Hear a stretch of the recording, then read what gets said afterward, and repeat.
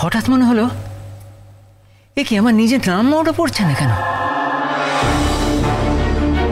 তারপরে চারিদিকটা তাকিয়ে বুঝলাম সেটা একটা হাসপাতাল, জানো মা। আমার সেই হাসপাতালে অনেকদিন চিকিৎসা হয়েছিল। তারপর ওখান থেকে আমাকে কিছুদিন পরে একটা হোমে পাঠিয়ে দেওয়া হলো, কারণ আমি তো তখনও কিছুই মনে করতে পারছি না, কাউকে কিছু বলতেও পারছি না, কোনো প্রশ্নের উত্তর দিতে পারছি না। আমি কে, কোথা থেকে এসছি, আমার কে আছে, কিচ্ছু মনে ছিল না আমার।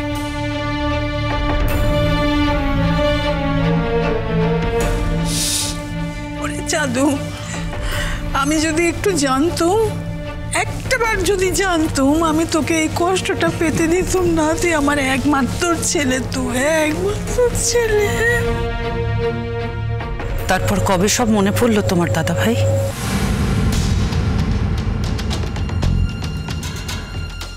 এই সপ্তাহখানেক আগে, জানিস, একদিন সকালে উঠে হঠাৎ যেন মনে হলো আমার চোখের সামনে আমার বাড়িটা ভেসে উঠলো। আমি সেটা দেখে চিনতে পারলাম এটা আমার বাড়ি, কিন্তু সে বাড়িটা কোথায়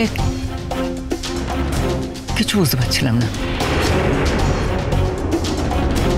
তারপরে বারবার মায়ের মুখটা, কুমুর মুখটা ভেসে উঠতে লাগলো, আবছা তখনও। তবে বুঝতে পারছি এরা আমার নিজের লোক, নিজের মানুষ। আমি তখন ডাক্তারবাবুকে বললাম, উনি বললেন টেনশন না নিতে, আপনার তো চিকিৎসা হচ্ছিল, একটু একটু করে যখন মনে পড়তে শুরু করেছে নিশ্চয়ই সবটা মনে পড়ে যাবে, আপনি একটু ধৈর্য ধরুন। তাই আমি ধৈর্য ধরলাম, তবে আস্তে আস্তে একটু একটু করে ক্লিয়ার হতে শুরু করলো। সবার মুখগুলো, আমার বাড়িটা, কলকাতা শহরটা চিনতে পারলাম। তারপরে যখন সব ক্লিয়ার হয়ে গেল আমি আর ওখানে থাকলাম না, চলে এলাম।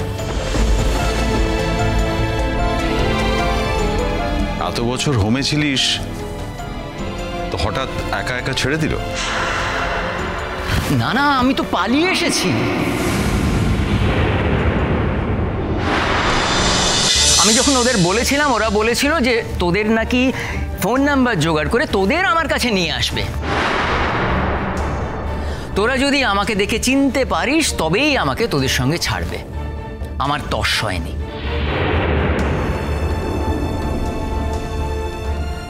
একদিন রাতের অন্ধকারে পালিয়ে যাই, গিয়ে ট্রেনে উঠে বসি, আর আজ আমি তোদের সামনে। এইভাবেই এতদিন পরে বাড়ি ফিরলাম মা, আমার মায়ের কাছে ফিরলাম, আমার স্ত্রীর কাছে ফিরলাম।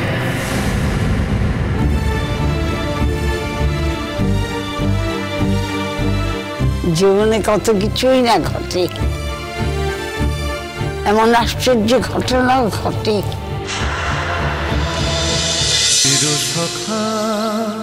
চিরসখা সোম থেকে রবি প্রতিদিন রাত ৯টায় স্টার জলসায় ও জিও হটস্টারে।